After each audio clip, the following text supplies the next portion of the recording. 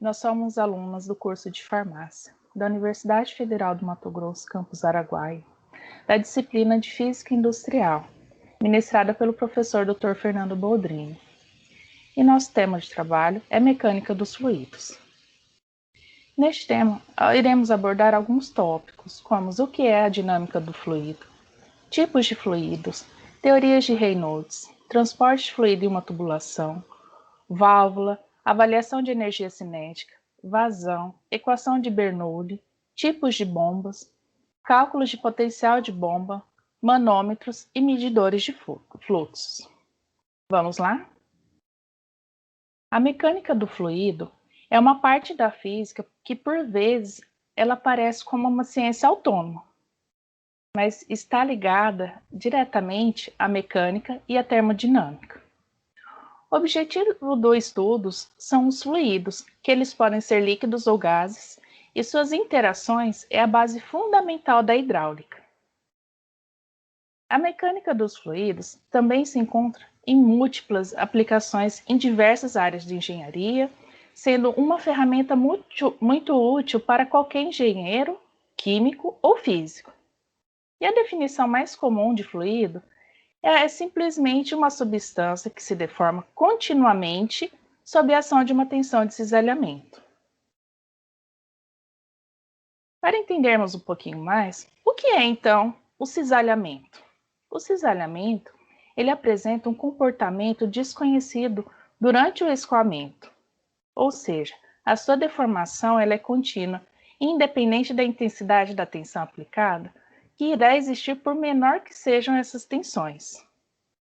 Essa teoria ela pode ser aplicada matematicamente na figura a seguir, que é uma equação, onde temos a tensão de cisalhante, que é igual à viscosidade absoluta, onde temos ΔV, que é o gradiente da velocidade, dividido pela taxa de deformação, representada por ΔX. Isso trata-se, então, das leis de forças e movimento dos fluidos, isto é, os líquidos e gases. A mecânica, por sua vez, ela é dividida em duas partes, a estática dos fluidos ou hidrostáticas e a dinâmica dos fluidos ou hidrodinâmicas.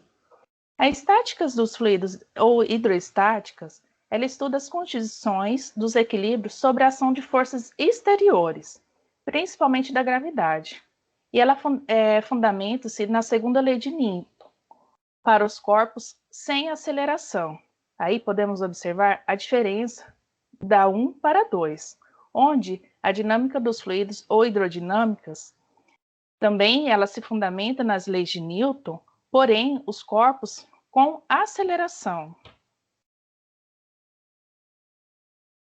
Dentre tudo isso, ainda temos a viscosidade, que ela pode ser utilizada para classificar o comportamento de diversas substâncias. A viscosidade dos fluidos newtonianos ela é influenciada somente pela temperatura do fluido e pela sua composição, ou seja, são os fluidos cuja relação entre a tensão de cisalhamento e o gradiente de velocidade é constante e, consequentemente, são independentes do tempo.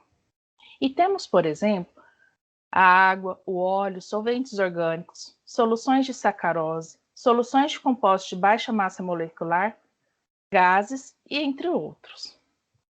Já os fluidos que não possuem comportamento newtoniano, como propriamente diz, são fluidos que não são newtonianos, são fluidos não newtonianos, em que a viscosidade ela é influenciada também pela taxa de deformação, significando que essa relação entre a taxa de deformação e a tensão de cisalhamento deixa de ser linear. E de acordo com seu comportamento reológico, os fluidos podem ser classificados em diferentes categorias. Eles podem ser classificados, então, como newtonianos e não newtonianos. Se observarmos essa classificação nessa figura, observamos que os não newtonianos existem uma série de outras classificações, podendo ser viscoelásticos, dependentes do tempo, que também tem uma terceira classificação, que são os reopéticos e ticosotrópicos, e os independentes do tempo. Também tem as suas classificações específicas, sem tensão de cisalhamento inicial, podendo ser dividido em dilatantes ou pseudoplásticos, ou com tensão de cisalhamento inicial, que se divide em plásticos de Bigham ou Herschel-Buckley. Bem, então os fluidos newtonianos, eles, quando tem a tensão cisalhante aplicada, é diretamente proporcional à taxa de deformação sofrida por um elemento fluido. Já o não newtoniano, quando a tensão cisalhante aplicada não é diretamente proporcional a essa taxa de deformação sofrida por um elemento fluido, não ocorre então essa linearidade. E ainda temos que observar esta questão da classificação, estando especificamente diretamente ligada à tensão de cisalhamento e essa velocidade de deformação, para sabermos exatamente qual a classificação que irá aplicada. Podemos observar na letra A que temos a classificação ideal de tensão de cisalhamento quanto à sua velocidade de deformação. Posteriormente, na letra B, temos o dilatante. A letra C, o newtoniano, como já havia dito, ela é linear e proporcional. Temos também pseudoplástico, plástico, Bigham e Kesson. Como já ouvimos falar bastante sobre os fluidos newtonianos e não newtonianos, temos essa figura que nos mostra qual o fluido ideal ou fluidos mais sólidos. Podemos observar que essa linearidade do fluido newtoniano, representado pela letra A, ele apresenta, então, como exemplo, água, óleo e alguns outros itens, como citado anteriormente. E já o fluido não newtoniano, representado pela letra B, observamos no gráfico que ele não tem a mesma linearidade que o fluido newtoniano. E temos como exemplos pasta de dente, tinta, ketchup e dentre outros, que são substâncias, fluidos mais sólidos.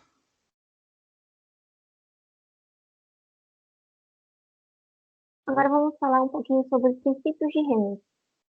O número de Reynolds, que é abreviado como Re, ele é um número adimensional usado em mecânica dos fluidos para o cálculo do regime do escoamento de um determinado fluido dentro de um tubo ou sobre uma superfície. Ele é utilizado, por exemplo, em projetos de tubulações industriais e asas de avião. Reynolds, ele fez um experimento em que ele dizia assim, ele pegou esse reservatório de corante, que é esse número 1, isso, e pegou uma válvula de controle de vazão de um corante e colocou sobre um reservatório de água essa injeção de um corante e o líquido numa posição central, onde ele observava o escoamento da água no interno de um tubo, que era circular, de vidro e transparente. O que ele observou foi que o comportamento do filete do corante, ele, ao longo do escoamento do tubo, ele definia 3 características distintas, onde podia ser laminar,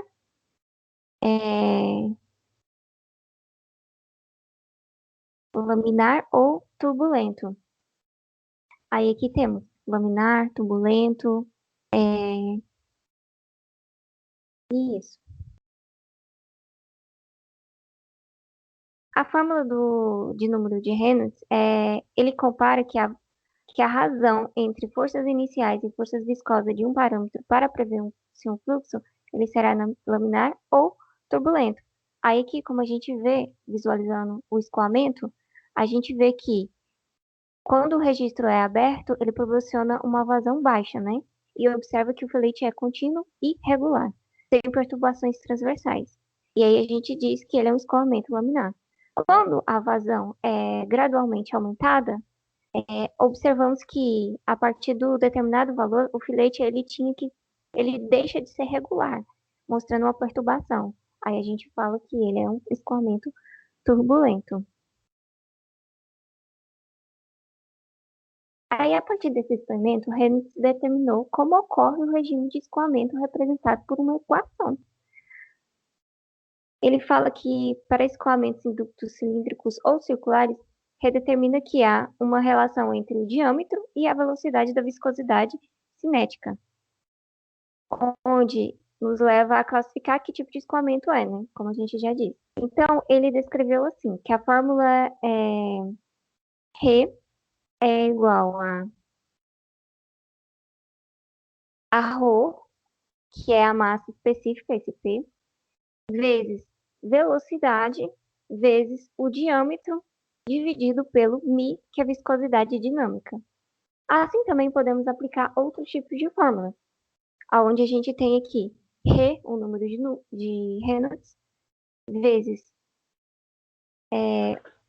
a velocidade média do fluido em escoamento, vezes o diâmetro interno do tubo, vezes a densidade, dividido pela viscosidade dinâmica, onde a gente pode falar que a velocidade média do fluido em escoamento vezes o diâmetro é dividido pela velocidade. Então, aqui a gente trouxe um pouquinho, algum exemplo para vocês entenderem um pouquinho. Imagine que um escoamento em uma tubulação de um diâmetro de 4 centímetros escoa uma água com a velocidade de 0,05 metros por segundo. Aí, você aplicando na equação do Reynolds, como eu tinha explicado para vocês, a massa específica seria 10.000, ou 1.000, desculpa, vezes 0,05, que é a velocidade, né, do escoamento da água, né, vezes o diâmetro do tubo, que ele deu ali, é 4 centímetros, né, só que a gente tem que colocar 0,04, dividido pelo viscosidade dinâmica, que ele deu a viscosidade dinâmica da água, né, que é 1.000, ou 1,0030, né, vezes 10 a menos 3, e assim ele determina se que tipo de escoamento é. Dependendo do número que deu Rê, é 1994 o resultado, então o escoamento ele é laminar. Por que ele é laminar, Amanda? Porque quando o número der Rê menor ou igual que 2.000, o escoamento será classificado como laminar. Agora, se 2.000 menor que de 2.000 a 2.400, ele será classificado como um escoamento de transição. Se Rê é maior que 2.400, a gente vai classificar ele como escoamento turbulento.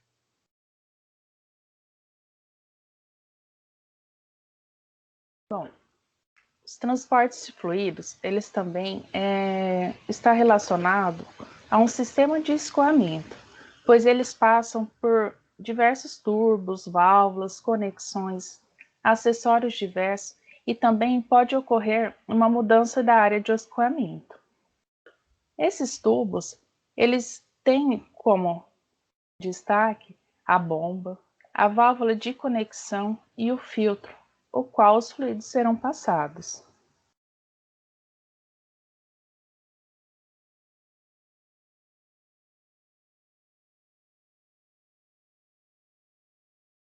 Bem, a equação de Bernoulli. Ela é utilizada para descrever o comportamento dos fluidos em movimentos no interior de um tubo. Ele recebe esse nome em homenagem a Daniel Bernoulli, que é um matemático suíço que publicou em 1738. E dentro desse, para compreender a equação de Bernoulli, foi obtido para observamos a imagem, em que ele fala assim, dentro de um tubo, né, dependendo dos pontos, se ele é elevado ou baixo, o fluido, ele ocorre diferente, ou seja, pontos de velocidade de um fluido mais alto, eles terão menor pressão. Pontos de fluido elevado, ele terá uma velocidade de fluido mais baixa. Não, na verdade, menor pressão, maior pressão. Então, o que Bernoulli quis descrever, que a pressão mais a densidade do fluxo e vezes a altura mais um e 1 dividido por 2 vezes a pressão vezes a velocidade ao quadrado é igual a uma constante. Bem, para entendermos ainda mais, nós vamos falar um pouquinho sobre as tubulações, que ela decorre através os fluidos decorrem através das perdas de carga dos acessórios de uma tubulação decorrente. Dá-se, então, pela separação de uma camada do escoamento e da formação das correntes de Eddy. O que são essas correntes de Eddy? As correntes de Eddy, elas transformam a energia mecânica em energia cinética, e essa se converte em calor e que se dissipa. Essas perdas são denominadas perdas localizadas. Observamos na figura que temos, então, a linha corrente. Logo abaixo temos um obstáculo e também uma zona chamada zona de separação do fluido, o qual escoamento, quando há essa separação das camadas de fluidos, ocorre devido à presença de um acessório, que no caso é o nosso obstáculo, apresentado na figura. E temos diversos tipos de acessórios e tubulações, de acordo com o grau da curva e a forma que ele se apresenta. Temos então a curva de 90 graus, de 40 graus, curva de 90 graus com pé, cruzeta, o T a 45 graus, e redução concêntrica e redução excêntrica. Bem, esses tubos, eles podem variar a sua faixa de pressão. Então, temos a faixa do T padrão, por exemplo, que ela pode ser usada ao longo do tubo principal com derivação fechada. Ela pode ser usada como joelho, entrada no tubo principal. Pode ainda ser usado como joelho, entrada na derivação e também como escoamento em derivação. Hoje, eles têm especificado a sua faixa de pressão. As válvulas, elas são empregadas em duas funções: fechar e abrir. É uma regulagem. A partir dessas funções, outras podem ser consideradas como prevenção de contrafluxo, controle de pressão, controle de direcional de fluxo, e também elas apresentam cerca de 20 a 30% dos custos de sistemas de tubulações industriais, dependendo do processo. Na imagem ao lado, observamos um transporte e armazenamento de fluidos, que são algumas tubulações que estão compostas por válvulas, alguns acessórios como contorno, redução, suporte, dreno e redução. Apresentamos então o exemplo de uma válvula de gaveta, que ela é usada para o tipo de fluido que escoa e para as faixas de pressão e temperatura de uso. Se observarmos, todas as válvulas e tubulações, elas têm uma faixa específica de pressão de acordo com cada modelo. Temos ainda a válvula de esfera, que ela é própria para condições severas de corrosão, pressão e temperatura.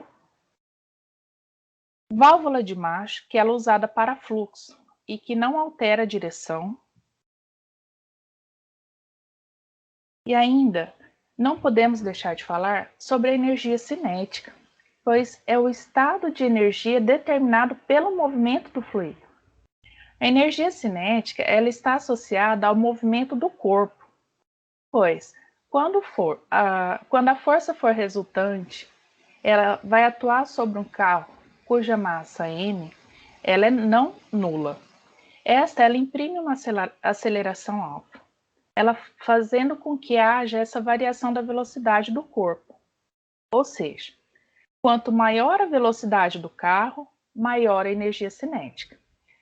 Sabendo que a variação da energia cinética de um determinado corpo é o resultado do trabalho feito pela força resultante.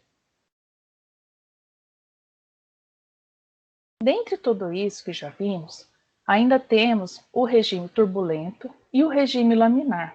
Qual é a diferença dos dois regimes? Bem, o regime turbulento, ele é proporcional entre ΔP e a velocidade elevada ao quadrado, cuja é linear. A relação é válida para o cálculo de energia de atrito. Já o regime laminar, a relação não é linear, não tem relação linear. Ela é determinada por QF. É mais complexa e necessita de uma constatação experimental a diferentes números de Reynolds, podendo ser aplicada nesta fórmula abaixo, em que a energia cinética ela é igual a QF vezes V ao quadrado dividido por 2.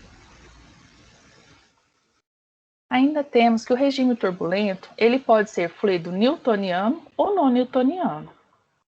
Então, os valores do coeficiente dessa perda de carga localizada são praticamente constantes nesse regime de trabalho, se tratando de fluidos newtonianos, que são lineares.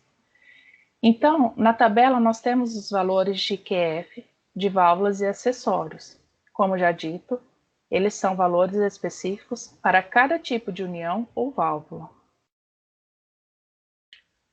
Os fluidos não newtonianos, eles apresentam quando o valor de Reynolds for superior a 500, ele pode utilizar os valores de QF obtidos para fluidos newtonianos em regime turbulento. Notando-se, então, que esses valores das válvulas e acessórios podem ser utilizados, o valor de KF, quando for superior a 500, utilizando-se o mesmo procedimento já explicado. Quando se tratamos de regime laminar, os fluidos newtonianos, há poucos dados de perda de carga. Observamos, então, que o coeficiente de perda de carga localizado para QF para escoamento laminar, através das válvulas de acessórios, elas está relacionado e caracterizado de acordo com os valores de Reynolds, em que, ao observarmos essa tabela, de acordo com o tipo de válvula ou acessório, varia os valores de Reynolds. Então, Reynolds igual a 1000, Reynolds igual a 500, Reynolds igual a 100 e 50. Fluidos não newtonianos. A resistência ao escoamento dos fluidos não newtonianos em regime laminar ocorre através de válvulas e pode ser de 133% maior que a observada para os fluidos newtonianos. Para efeitos práticos, usa a seguinte relação para Reynolds, entre 20 e 500, aplicando a seguinte forma, em que KF é igual à função do tipo de válvula, ou acessório expansão e contrações, dividido pelo valor de Reynolds, dependendo do tipo de fluido em questão. Ele é calculado a partir da multiplicação entre o coeficiente da perda de carga localizada, KF, e em tubo de escoamento turbulento.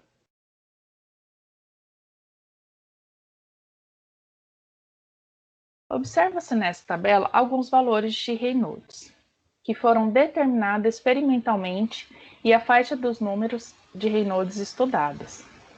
Observamos que os valores de Reynolds para a equação, ela pode variar, como dito.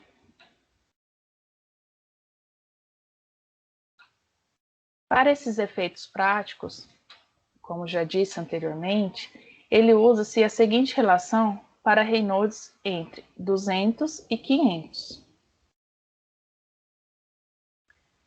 É importante levar em consideração que esses números de Reynolds maiores que 20, eles cobrem a maior parte das aplicações práticas em alimentos. Então, como que vamos, então, avaliar esse método de comprimento equivalente? O comprimento do método equivalente é o comprimento de tubo que apresenta perda de carga igual à do acessório em questão. Temos como exemplo a perda de carga de uma válvula globo de 2 polegadas, totalmente aberta, equivale aproximadamente à perda de carga em 16 metros de tubulação reta. Estes dados é obtido pela tabela de comprimentos equivalentes. Como podemos observar em destaque, nós temos o diâmetro nominal do tubo, de 2 polegadas, e a válvula de globo aberta, que apresenta o valor de 15,94 metros de tubulação reta. Essa tabela ela apresenta os valores equivalentes para diversas válvulas.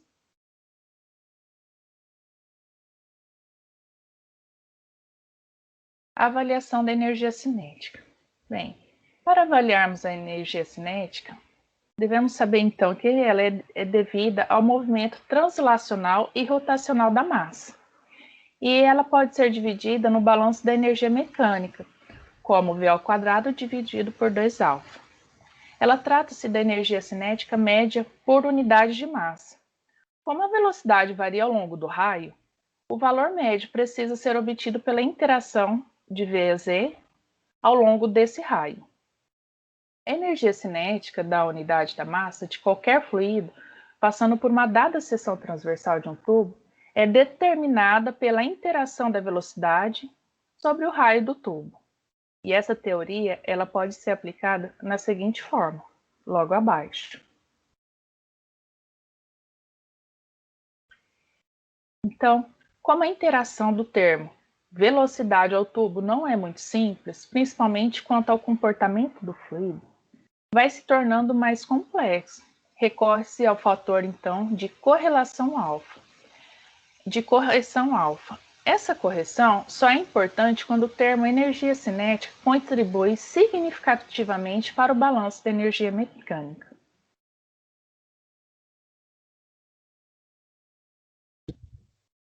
Agora vamos falar um pouquinho sobre vazão volumétrica. A vazão, ela, em hidráulica ou a mecânica dos fluidos, ela define a vazão como relação entre o volume e o tempo. A vazão, ela pode ser determinada a partir de um escoamento de um fluido através de uma determinada seção transversal de um conduto livre. O canal pode ser um canal de rio ou uma tubulação aberta. De um conduto forçado, temos a tubulação com pressão positiva ou negativa. Isso significa que a vazão ela representa a rapidez com a qual o volume escoa, ou seja, as unidades de medidas adotadas são em metros cúbicos por segundo, metros cúbicos por hora, litros por hora ou litros por segundo. Veja que a nossa fórmula ela é bem simples, em que Q ele representa a vazão volumétrica e V é o volume, e T seria o intervalo do tempo para o enchimento do reservatório. Para entendermos melhor, a gente vai ter um exemplo.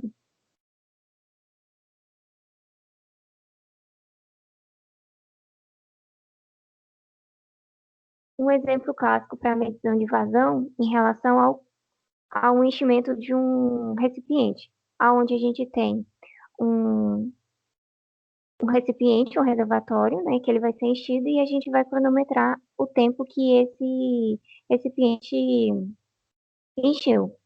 Então, vamos lá. Supondo que o cronômetro foi desligado assim que o balde ficou cheio completamente, marcado pelo seu tempo, a gente conhece o volume do balde e o tempo, né? Então, o que que a gente faz? A gente pega o Q, vazão, é igual a velocidade, ou o volume, do que foi enchido no balde, dividido pelo tempo. É bem simples.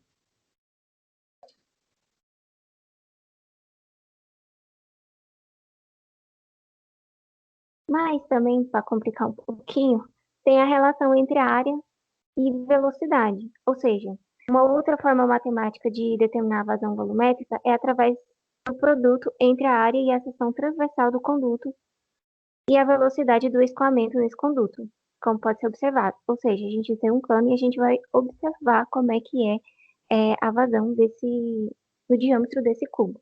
Então, para analisar a figura abaixo, é possível observar que o volume cilíndrico trajesado é dado como velocidade é igual o diâmetro vezes a área do raio da tubulação. E substituindo essa equação, a gente tem vazão é igual o diâmetro vezes a área do tubo dividido pelo tempo. Aí, a partir dos conceitos básicos de cinética aplicada em física, sabemos que essa relação de diâmetro dividido pelo tempo é a velocidade do escoamento. Portanto, pode-se dizer assim, que vazão volumétrica é igual a o volume vezes o diâmetro do tubo, o que representa o V, né, representa a vazão volumétrica, o Vzinho a velocidade do escoamento e A seria a área, né, da tubulação. Agora vamos falar um pouquinho sobre tipos de bombas. As bombas, elas são equipamentos mecânicos destinados para a transferência de líquidos de um ponto para um outro, né, com auxílio da tubulação. Ela acaba fornecendo um acréscimo de energia. Essa transferência ocorre em função à bomba, fornecendo ao líquido um aumento de energia, de pressão e velocidade. Essas aplicações, elas são aplicadas muitas em domicílios, indústrias químicas, petroquímicas, serviços de abastecimento de água e de esgoto, sistema de drenagem. Para entender um pouquinho, com tantas essas opções de bombas no mercado, é necessário entender quais bombas servem para o seu segmento. Para isso, é preciso avaliar as suas especificações, como o tempo de trabalho que você vai ter com essa bomba, quais os fluidos serão bombeados, qual o tipo de líquido que é transportado, quais são as especificações do fluido, se ele tem viscosidade, se ele tem densidade, qual é o seu pH, a presença de partículas sólidas, e tudo isso tem que ser analisado para você saber qual tipo de bomba você vai usar para o seu tipo de fluido. Então, a gente tem bombas de deslocamento positivo, elas são bombas que têm altas pressões e requer vazões de saída quase constantes. Elas podem ser divididas em dois tipos, alternativas ou rotativas. Temos as bombas centrífugas, que são caracterizadas por operarem com mais altas vazões, pressões moderadas e fluxo contínuo. Elas podem ser radiais ou frantas. Temos a bomba diafragma, que elas são usadas para suspensões abrasivas e líquidos muito viscosos. Temos a bomba jato, ela é usada geralmente em movimento de uma corrente de fluido em alta velocidade, para que outra corrente de fluido também sejam misturadas às duas. Também temos a bomba eletromagnética, que é em princípio igual ao motor de indução usada com líquidos de alta condutividade elétrica e não tem partes mecânicas móveis. Agora vamos poder pegar um pouquinho e diferenciar. Os tipos de bomba de deslocamento positivo, elas têm vários tipos. Elas têm com engrenagem, e essas engrenagens de sentido que rodam em sentido oposto. Temos a engrenagem que atua como uma atuação internamente só com o rotor da motriz. Temos rotadores lobulares, que é bastante usado em alimentos. Temos esses parafusos helicoidais, que ele dá maior pressão. Temos as palhetas, que são fluidos com pouco, são usados geralmente para fluidos com poucos viscosos e lubrificantes. E temos as peristálticas, que são pequenas vazões e permitem transporte antisséptico. Mas ainda lembrando um pouquinho, a gente ainda tem bombas centrífugas, temos as bombas radiais, as bombas Francis, as bombas diafragma, a bomba jato e a bomba eletromagnética.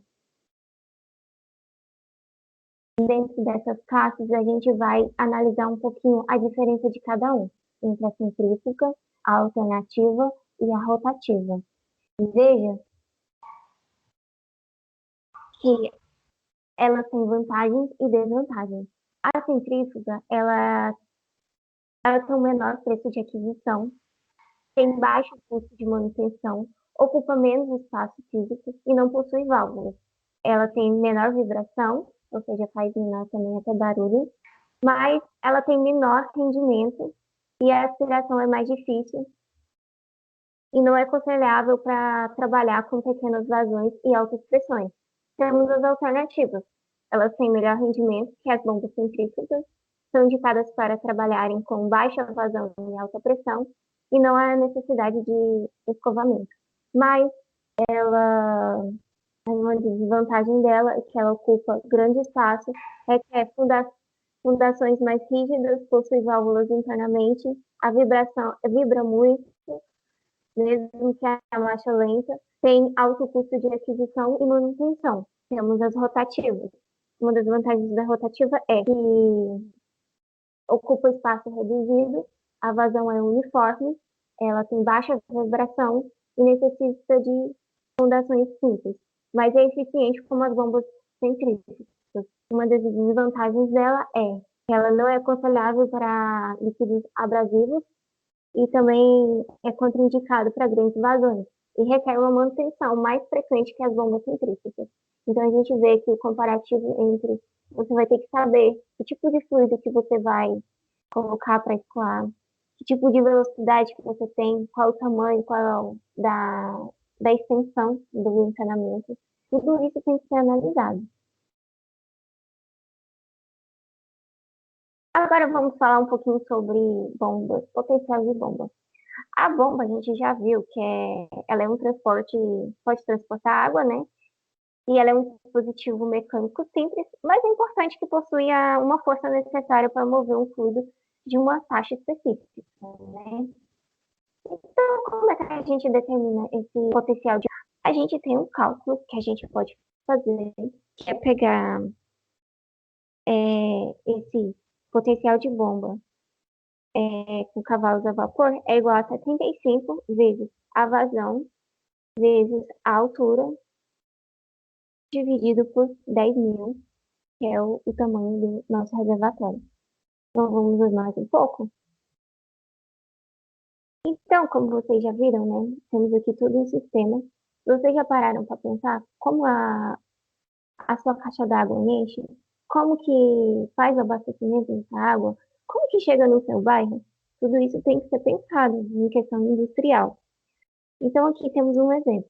Um volume de reservatório superior de 10 milímetros cúbicos tem um tempo de enchimento de 2 horas. Ou seja, a gente tem uma caixa d'água que ela demora 2 horas para se encher. Primeiro, para a gente saber, o volume reservatório superior ele é de 10 metros cúbicos, né? Só que agora a gente vai procurar primeiro a vazão. O que é a vazão? A vazão é esse Q igual a 5 metros cúbicos por hora, é essa extensão aqui, isso. E você vai pegar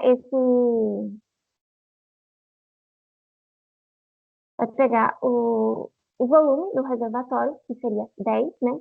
Dividido pelo tempo de horas de enchimento, 2 horas. Ou seja, a gente levou a achar que esses 5 metros cúbicos por hora, ele demoraria esse tempo aqui, para encher esse reservatório do lado de cima. Aí, descobrindo a vazão, ele tem um número do diâmetro do cano.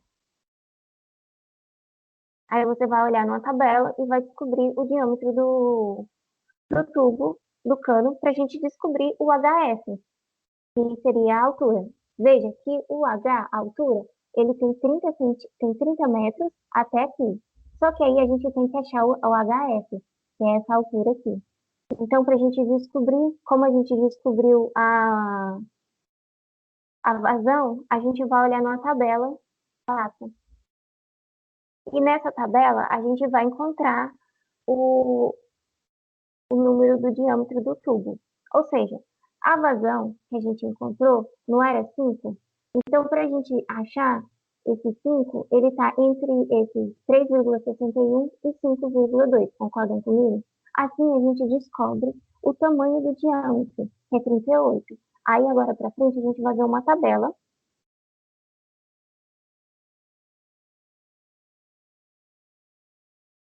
Essa tabela em que a gente descobriu que 5 é a nossa vazão e 38 é o nosso diâmetro. Mas veja que nessa linha aqui, a gente consegue achar o 0,031, que é a perda de carga por metro de canalizado. Ou seja, a gente acabou de encontrar o HS. Então, Então, feito isso, a gente acaba de encontrar o HS, onde a gente vai pegar esse 0,07 vezes 70, que é a extensão do recalque, bem aqui embaixo, e 70 milímetros. Vezes isso, a gente vai encontrar 4,90 metros. Esse seria a nossa altura do HS. Juntando com o HS mais o H da altura, 30 metros, a gente vai ter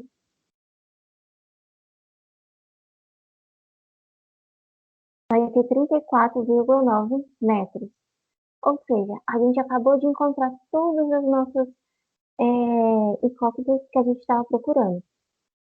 Então, potencial de bombas cavalo a vapor é igual a 75 vezes 5, que é vazão, vezes a altura, que é 34,90 metros, dividido pelo o tamanho o volume do reservatório que a gente encontrou é de 10.000. Feito isso, a gente acaba de encontrar que 1,31 é o nosso resultado, cavalos a vapor. Mais ainda para frente, a gente vai ter que saber qual tipo de bomba que a gente vai poder comprar. Por quê? Dependendo do potencial da bomba comercial, eles não são vendidos pelo tamanho do seu número. Então, a gente vai ter que chegar mais aproximadamente do que você achou. Veja que a gente tem entre 1 e 1,5.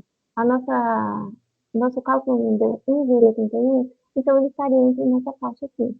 Então, o nosso potencial de motor comercial que a gente vai comprar vai ser de 1,5 cavalos vapor. Feito isso, a gente acaba de descobrir que o potencial de uma bomba ela tem que ser de 1,5 cavalos vapor para sua indústria ou para alguma questão que você vai usar.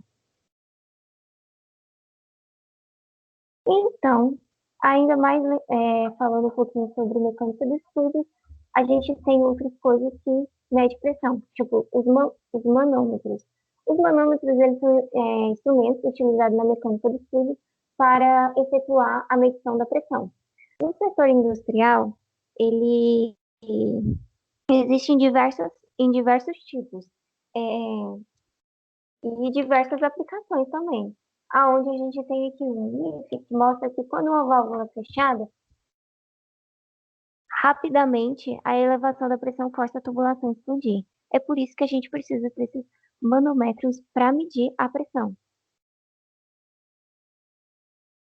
Aí a gente tem os manômetros de Bolton. Eles são usados para medir a pressão.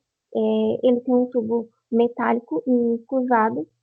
Ele está preso a um fio enrolado nele, no eixo do ponteiro, ligado a uma mola. E quando aumenta a pressão, o tubo faz com que esse ponteiro, né, disserta um pouco, puxando a corda e movendo o ponteiro. É assim que mede a pressão.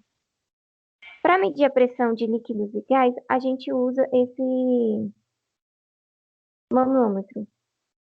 Para medir, temos esses manômetros também de tubo em U. Ele serve para medir a pressão de líquidos e gases, ou seja, quando o uzinho dele, a perninha dele está igual ali, zero, igualado, tá normal. Mas quando a perna do outro lado sobe, significa pressão, a pressão elevou. Mas se a outra perna baixar, a gente vai descobrir que é o vácuo. Aí, falando mais um pouquinho sobre medidores, a gente tem os medidores de fluxo. Na indústria, ele é necessário, né, medidores de vazão de fluidos em escoamento. E temos diversos equipamentos que utiliza para essa finalidade. O que é uma vazão? Vazão é uma grandeza, né, mais utilizada na indústria. Essas aplicações são inúmeras, indo desde medição de vazão de água e de estação de tratamento de resistência, até medições de gases nas indústrias de combustível. Esse equipamento de medição, ele é adequadamente projetado e selecionado, muito importante, pois a medição de vazão está necessariamente ligada à economia, ou seja, para não ocorrer perdas, né?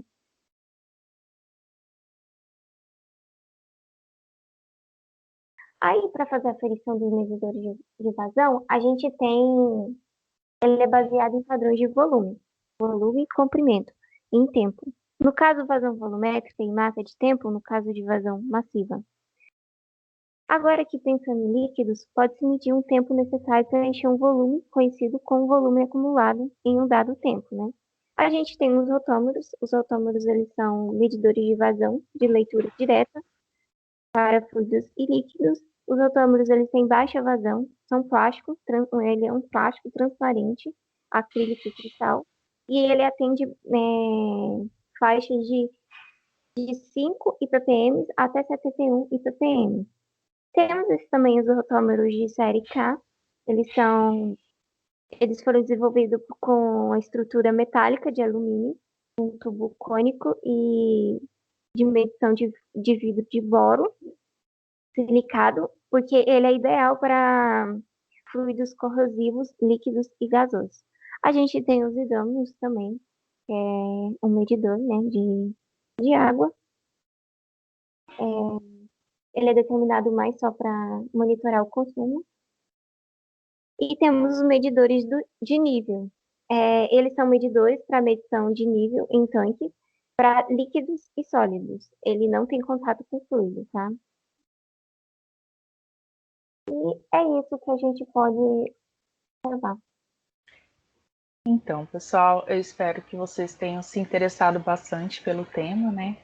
Porque a mecânica de fluidos, ela está envolvida diretamente a vários assuntos de grande importância, como a produção de energia, produção e conservação de alimentos, obtenção de água potável, processamento de minérios, desenvolvimento industrial, aplicações da engenharia à medicina, que sempre que aparecem cálculos de perda de carga, forças de arrastes, trocas de calor, trocas de substância entre fases e muito mais.